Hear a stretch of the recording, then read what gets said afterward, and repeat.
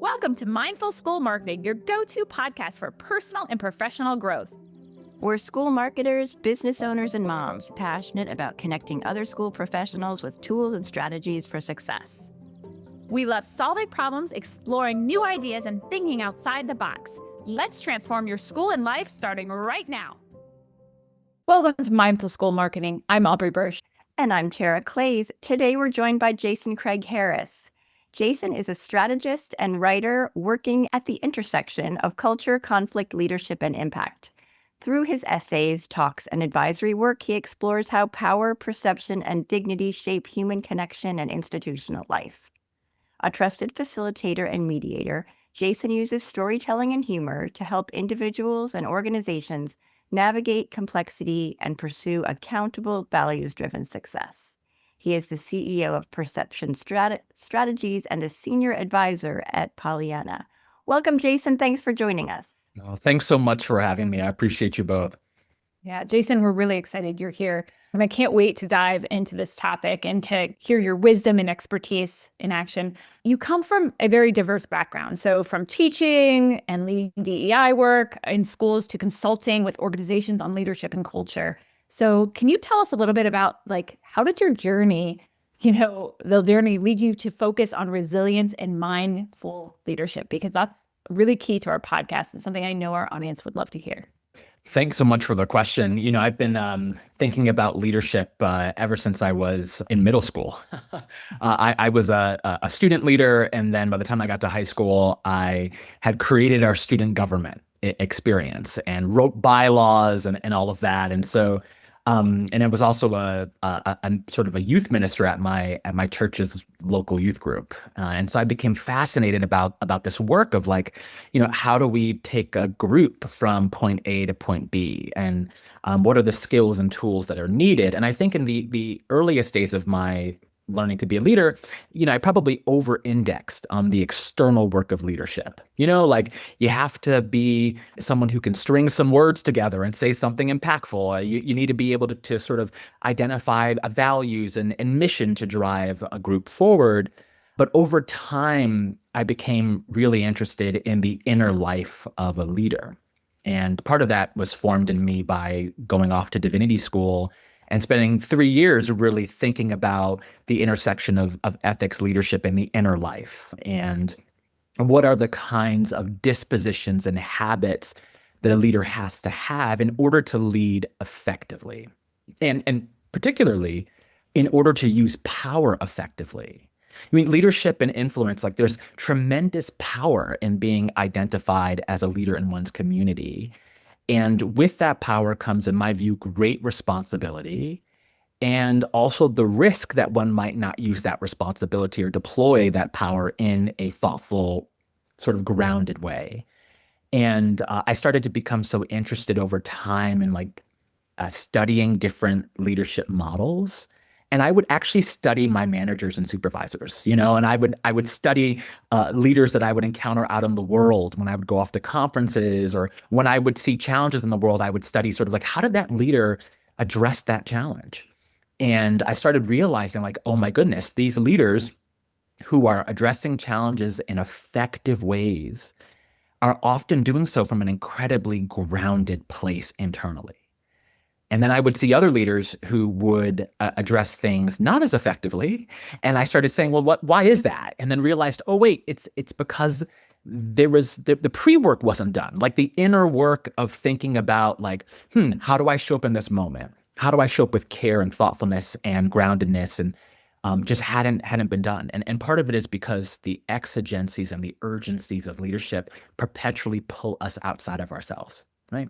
But before I get ahead of myself, I just have to say that connection between the external and the internal has been a constant obsession of mine for many, many years, despite the various places where I've been at. I've been thinking about leadership, conflict, and relationships, and how we get all three of these domains to work better and to be more oriented toward human flourishing.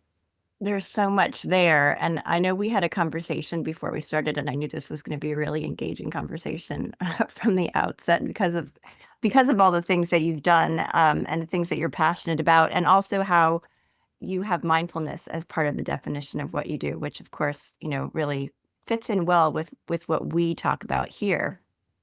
So you describe yourself as a conflict mediator and a mindfulness teacher. How do these two disciplines inform each other in your work with schools and organizations? Mm. So it's a really good question. So let me go back in time. So I trained on conflict work with a woman who's a shaman, actually. And so she's a conflict mediator, conflict trainer, and a shaman. Her name is Elizabeth Clements, one of my favorite people in the entire universe. And in training with her on conflict, I had thought I was going into a training where we would be concentrating on like just all the mechanics of conducting a mediation or some kind of group conflict process. I told myself, okay, like we're going to focus in on that. Like, through the 100 hours of training, we did all of that. But like the first part of the training was actually focused on kind of our own interior journey with respect to conflict, our own relationship to conflict. And part of, what she convinced us of was this idea that, to be a conflict mediator and to engage with conflict, you have to have deep self-awareness, particularly because you have to determine what is going to be your approach to managing this conflict.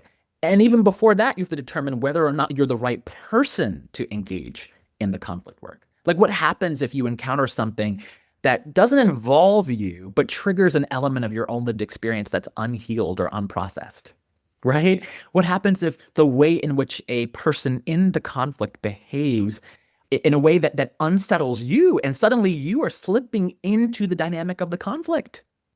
William Ury has this amazing idea where he says, and he's the co-founder of the program on negotiation at Harvard, and he says, the best metaphor for thinking about conflict is this notion of getting to the balcony. And the idea is that imagine that you're on a stage and there's complete mayhem in this theater. The actors are at each other's throats. People forgot their lines. People are blaming and shaming left and right. And you're like caught up in this whole dynamic and you're like, oh my gosh, like you're completely frazzled and destabilized by it all. And the question becomes, what is the best vantage point for you to get to in order to think your way out, to strategize your way out of that? The best vantage point is the balcony in the theater. You get to the balcony, you look down, oh my gosh, now you can see things with a greater level of clarity. His point is that that's a metaphor for conflict work, being able to get to the balcony, which, by the way, is first and foremost an internal movement within oneself, right?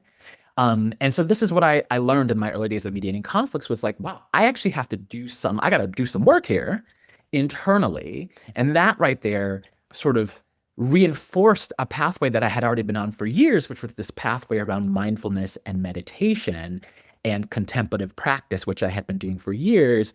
And this work around conflict. So as a conflict person, before I enter into a room where I'm going to be with people in conflict, I will often pause and slow down and think a little bit and look inward. I'm doing some breathing exercises and I'm thinking to myself, okay, what is it that I'm feeling internally? What is it that I need to shift about my posture or about how I'm breathing so that I can feel more grounded and settled? What are these feelings that are coming up for me in advance of going into this conflict? How do I speak back to those feelings or hold them and elevate them? Sometimes I will go in with this great anxiety and fear that I'm not going to be able to solve the conflict. And so if I go into the conflict without addressing that, I might actually engage in ways that are not helpful, right? Because I might go in with I have to solve it. I have to go on with my invisible cape, y'all, and I got to hop in this conflict and I got to solve the whole thing. But when I can pause and process before the conflict mediation, I can say, okay, yes, you're having anxiety. You're feeling the anxiety here because you care and you want to solve the conflict. But Jason, it is not your job to solve the conflict. It is your job to witness the conflict and to support these parties in moving forward. You don't know what's best for them, but they know. You have to hold the container so they can find what's best for them. That right there is a work of mindfulness. That is a work of self-awareness. That is a work of holding and processing internally before I step into the space. And I will tell you, a lot of people, when I'm mediating a conflict, they will say, oh my goodness, just your presence in this space has helped to stabilize the space. just the gravitas and the calm that you bring into the space. What we know from the research is that anxiety can be contagious. And if I don't set the tone internally, I will not be in a position to set the tone externally in the conflict situation. So that's for me is how sort of that mindfulness and that mediation work, mindfulness and mediation, if you will, I think go hand in hand. I love that so much. I feel the calm myself. This is helpful to me. Yeah, I really appreciate that. I often think, I mean, I was just thinking when you were talking, like, I need to start practicing this at home with my tweens. I mean, yes, in other settings, but for sure. Yeah. What you described, being in the balcony, remember being in the balcony. This was incredibly helpful. Thank you for that perspective. I know that you do a lot of leadership work and that, resiliency is a word that often comes up. And I think especially now, like when we're thinking about school leaders right now, our amazing marketers or school leaders, they're feeling like super stretched right now, right? Emotionally, financially, even perhaps spiritually. What do you think resilient leadership looks like in this moment, in this time period for schools? You all, these are some great questions. I'm thinking about, well, two things really, right? Let me start with what I think is a problematic notion of resilience. So in my earliest days of thinking about resilience, I used to think about it as like the ability to power through. You just got to adapt. Whatever's thrown at you, make it work, stop complaining, get off your behinds and do something, right? And that framing of resilience is actually not all that helpful. It's not all that practical.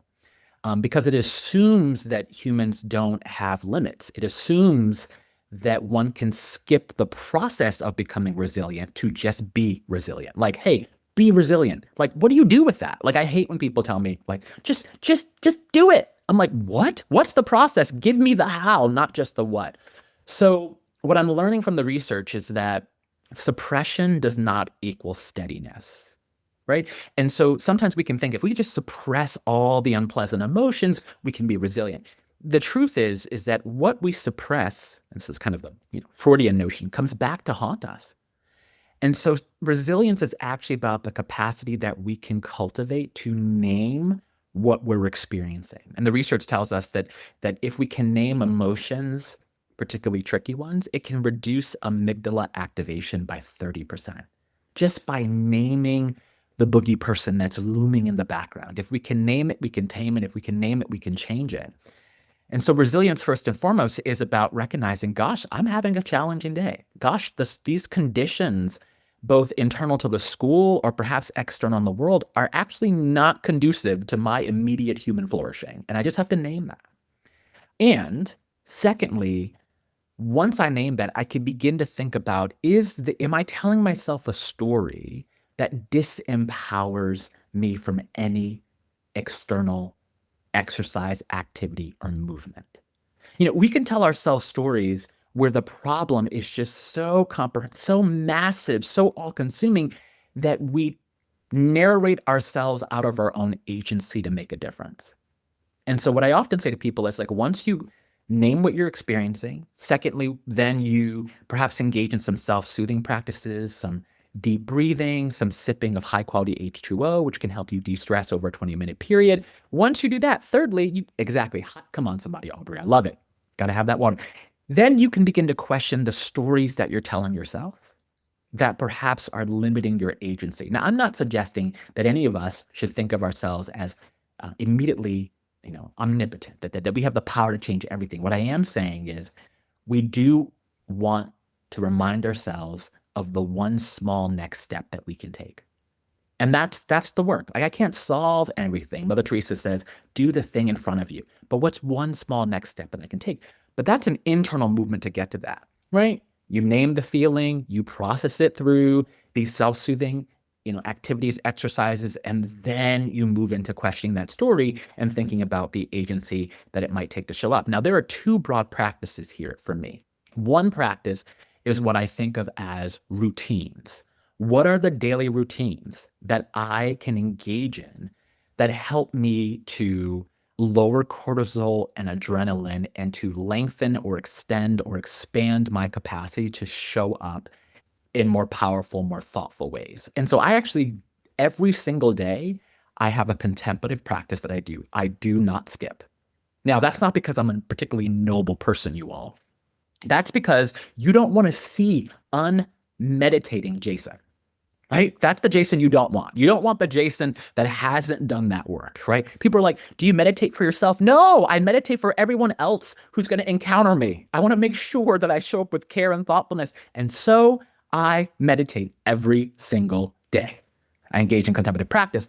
Now, what that helps me to do is that helps me to become more aware of my feelings, more aware of unprocessed emotions. When I slow down and I look inside, I'm like, oh gosh, there's this I have to think. I got to hold this. I got to, so that right there for me is the practice of learning how to return to my body, learning how to feel what I'm feeling and to move through it, not stay within it. That lengthens my capacity and expands my capacity to be able to show up in situations that I can't predict, but will find me. Like if you don't find trouble, trouble may find you. I can assure you, right? So that's the proactive stuff that we do in order to be ready for challenging situations. Otherwise, you're going to always be running on E. You're never going to have the energy. Every little thing will destabilize you. But like that's how you know. If every little thing destabilizes you, every little thing sends you into a tizzy, it means your routines are off. You haven't done enough work in advance of human challenges to be able to strengthen your capacity to deal and to move through it. The second component is what I think of as micro practices. Micro practices are the things you do in the moment, in the situation, to be able to shift the reactivity you might be experiencing. When I become highly reactive, I am tempted, probably like the rest of us, I have these impulses. Sometimes the impulses toward fight, where I'm going to tell that person off. I'm going to give them all the words, either verbally or on email. Keyboard courage is real. People will, I've been the person that sends that 4-paragraph reactive email that nobody reads, right? So I might be tempted to fight or to flee the situation, or to freeze, I just shut down, right? Or to fawn, where I just engage in people pleasing. I'm going to say whatever I have to say to get out of the situation unscathed. Or maybe I fester. I let that situation fester below the surface, never quite addressing the issues. Or I rush to fix the thing, even though I don't fully understand what I'm fixing. All of those impulses are normal and natural, and that's the body trying to protect us, absolutely. But if I'm dominated by those impulses without any mindfulness, any interrogation, any awareness, I am likely to stumble and to make matters worse. The goal is never to act unconsciously. That's what mindfulness shifts for us. Because when we act unconsciously, there's like a 60, 70% chance things will not go well, right? So micro practices are things I do in the moment to not be enslaved by these impulses toward the fix, the flight, the fawn. Micro practices are things like, before I respond to this email, I'm going to give myself 24 hours. I'm going to take a wheel around the block or a walk around the block.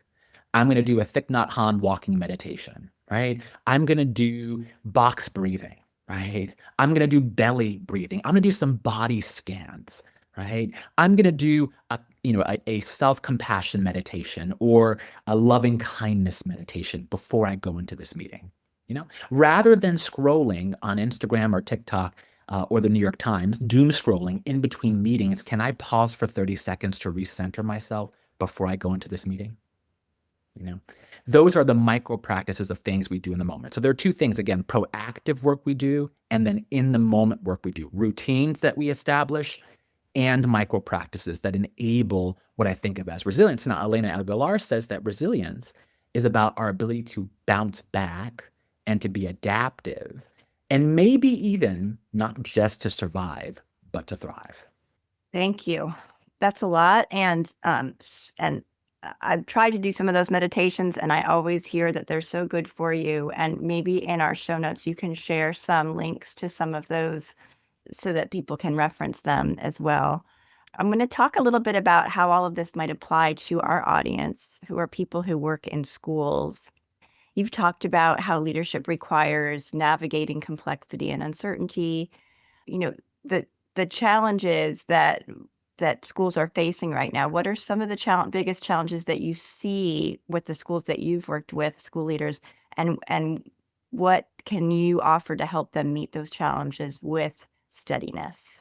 That's a beautiful, beautiful question. Well, let me say a couple of things. One, I want to return to a point I made earlier, this idea of routines and micro practices. And I just want to say that when I first started doing this work, I used to think to myself, oh gosh, do I have to have like an hour a day to do this stuff? Like, what are you telling me? Like I don't have another hour in a day. I barely get a bathroom break. Like I can. But then I learned that it's about the small things that I do consistently over time, right? The small things I do consistently over time. Can I do a 1 minute grounding exercise, a 2 minute somatic awareness mindfulness exercise? It's about the small things that we do. That brings me to this question about being in schools. And I want to say that there is a great temptation in moments of urgency and uncertainty that we will all become transactional in how we engage with people and how we engage with problems. And transactions are the brief ways in which we engage with people and problems for the purpose of accomplishing a task and just getting things done. I often ask audiences in my seminars, how many of you are checklist people? And like almost all the hands go up, and I'm like, exactly. We are driven by the checklist. Now, not to say that we ever get to the end of that checklist, because things always magically appear at the end of the day. But we're driven by this desire to move urgent things forward. And one of the things I've seen happen in schools is I've seen some people gravitate toward extremes. In fact, I think this is like my grand theory of the human condition. Like humans tend toward maximalism. So, for example, I have been in situations where leaders have gravitated toward the transaction, like the urgency of the now. We got to do it. We got to do it now. We got to do it now. We got to do it now. And they're just moving at a breakneck pace. The challenge is that we're doing lots of activity, but are those activities actually laddering up to the mission? Are we actually having conversations about how those activities ladder up to the strategic plan, right? When we're engaging in a crisis situation, do we make a knee-jerk reaction without consultation with other people who perhaps have different perspectives? Or perhaps do we have consultation with those whom our decision might impact before we make the decision? So we run toward the urgency of the moment. Now, I've seen that happen. I've been in other situations where, people kind of leave the transactional for the relational. And in the relational space, they're in conversations all day. They relitigate every single decision. They can't possibly land the plane. I'm like, your plane is running out of fuel, y'all. You have to land the plane. Can't land the plane. So I've seen both of those challenges in communities. And what I would say is that our schools need us to hold the tension in the middle. We have to do some transactional things. And by that, I mean, we have to implement some decisions and drive work forward with clear accountabilities, ownership, timeline, communication, cadence, cascading of information throughout our schools. Absolutely. That's what I call the mechanics. We also need the relational, the interactional. That's what I call the dynamics, like the qualities of our relationships. We need to be attending to making sure that people in our communities feel seen, heard, and valued. Right? That means listening sessions, focus groups. That means slowing down to clarify our intent behind our decisions. It means taking in input and feedback. And by the way, reflecting back what we've heard people say so they know that we heard them, right? Doesn't mean we have to agree with them, but we do need to be clear about the fact that we have heard them and we're considering their feedback. That's all in the relational space. And many schools are not holding that tension because the impulse that we would go toward one or the other is so strong, right? Humans tend toward binaries and dichotomies, which I think can feel incredibly existentially comforting in moments of tension, uncertainty, and conflict. We rush toward the black and white, right? There's no gray areas, no nuance, right? So what I would offer is what Aristotle offers, which is the notion of the golden mean. Virtue lies in the midpoint between extremes. Deficiency on one hand, excess on the other. Too much relational work on the one hand, too little relational work. Too much transaction on the one hand, too little transactions on the other. And so I think the work that I see needed in schools, particularly from leadership teams that are shepherding schools through incredible change and uncertainty, is to hold that middle space. Let me give you a practical tip on this. I think that before every major decision, there has to be a pre-action review where we sit down and we game out the decision. I'm a strategist, so I think all the time about what are the multiple different pathways that we could take? What are the pros and cons of each? What are the resourcing needs of each? What's the likelihood of the various kinds of impact of each, right? So that pre-action review before major decisions is essential for leadership teams, right? Consultation with their communities about major decisions through various, mixed methods approach for collecting data, critically important. Right? That's a concrete thing that I can do that helps me to balance urgency and reflection. The second thing is once a decision is made, oh gosh, we must do a post-action review. We had to come back together before we run along to the next thing and talk through how did it go? How do we know that we were successful? Right? What were the metrics that we had established and what is the data pointing to? Right?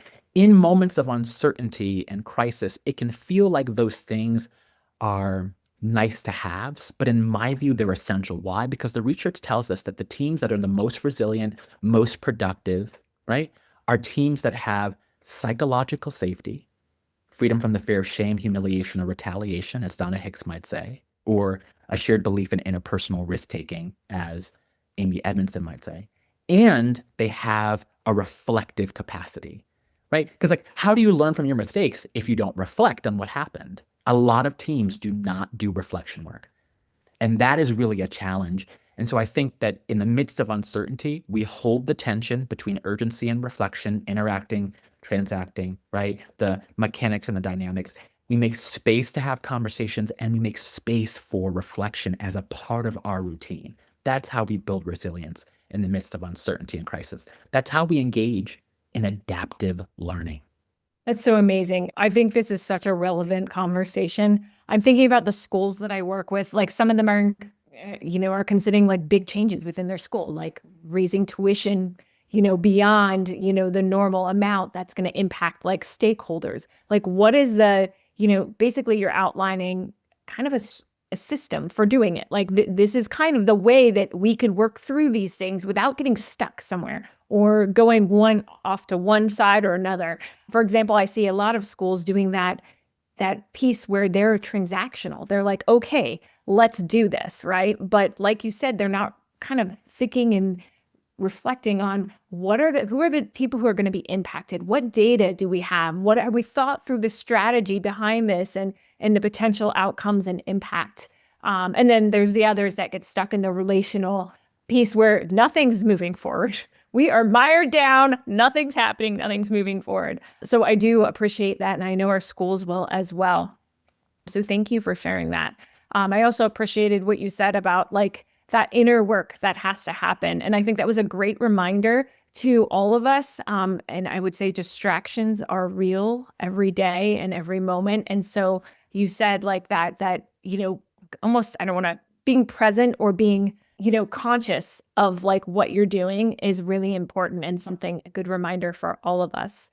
Now, this is the part of the show where we move into our rapid fire questions. So I'm wondering if you're ready for them. Are you ready for a rapid fire? I'm getting ready. I'm mindfully collecting myself so that I can be ready for the rapid fire. Awesome. Great. Yeah, All right. This is like something that we all look forward to. And, I'll kick off the first one, which happens to be Tara and I's favorite one, which is if you could put one book as mandatory reading in the high school curriculum, what would it be? Oh my goodness. I love Invisible Man by Ralph Ellison. I think that's a fantastic read. And I think, 100% Ralph Ellison does know.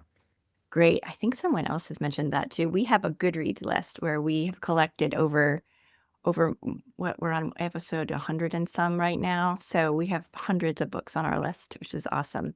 So thank you for that. The next question is, what is one app you could not live without? Oh my goodness. It's Insight Timer. It's my meditation app that I love. 100%. Perfect. I second that. I love that. I love that I do a lot of sleep meditations. I love them. They're so amazing. Such great creators on there for sure. What are you reading right now? I'm reading a book by William Ury called Possible, and it's a book on conflict transformation work, and it's fantastic. Great. Thank you so much. This has been amazing. Our last question is you've given us so much of this already, but let's just wrap it up with one great piece of advice that you'd like to leave us with today.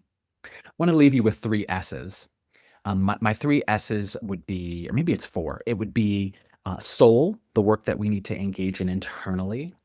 It would mean story, the work that we need to do in collecting the stories of our community so we understand what's coming up for them. And the third one would be strategy, how we optimize for human flourishing. And the last one is if we do soul and story and strategy well, it leads to steadiness. Excellent. I really feel like that should be like on your wall. Is it on your wall? Because that would be awesome. It needs to be. Yes. S's. That's wonderful. Well, thank you again. Jason, where can Thank people you. find you online? People can find me on LinkedIn and also on my website, which is www.jchheals. Excellent. Thank you. I'm going to listen to this one again, and I'm going to send it to some friends too, because I think all the things that you've mentioned are super helpful. Again, Day, Jason. thanks for joining us. Thanks for joining us on the Mindful School Marketing Podcast. We'd love it if you pop into iTunes and leave a review, 5-star preferred. Let us know how you like the show. It helps us improve what we're doing and helps others find us too.